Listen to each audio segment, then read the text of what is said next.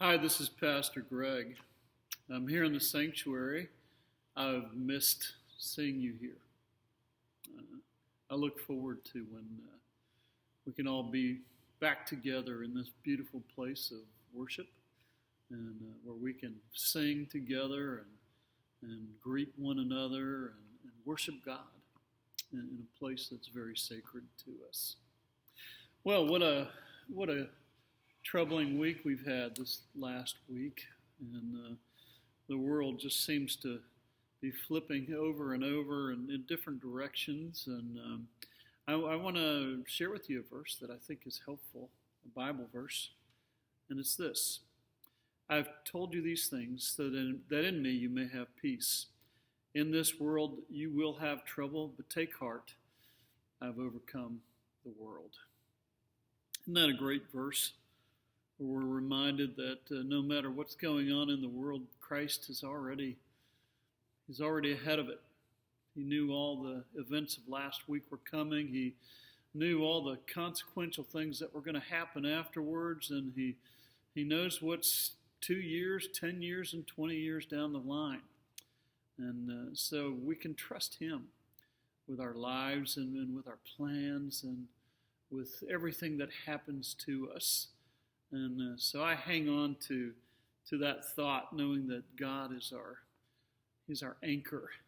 He's the one that we can be grounded in, that we can hold on to him and not have to worry.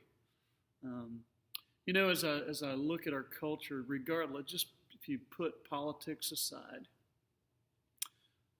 politics always seems to follow what's going on in the culture. So we can, it's so easy to get focused on elections and politicians and who won, who didn't win, and all these kinds of things. But really, for Christians, we need to look at what are the undercurrents that are going on in our world. What's going on? What are the things that are happening in the hearts and minds of the people in the United States?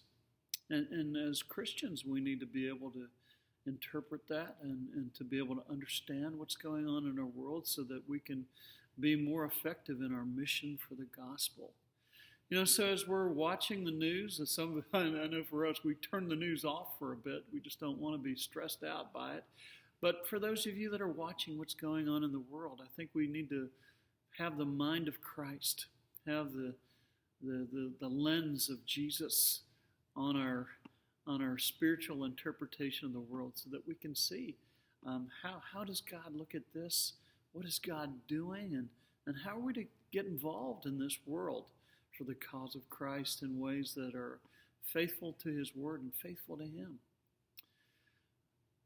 I'll leave my devotion at that, but I do want to say that I miss being with you deeply. And I'm looking forward to the day where we can be with each other face to face and not have to go back and forth between being online or using electronic communication, but that we can talk to each other personally. I hope you have a blessed week, and I pray that the peace of Jesus Christ would dwell richly in your hearts. May God bless you. Here from Lewis Presbyterian Church.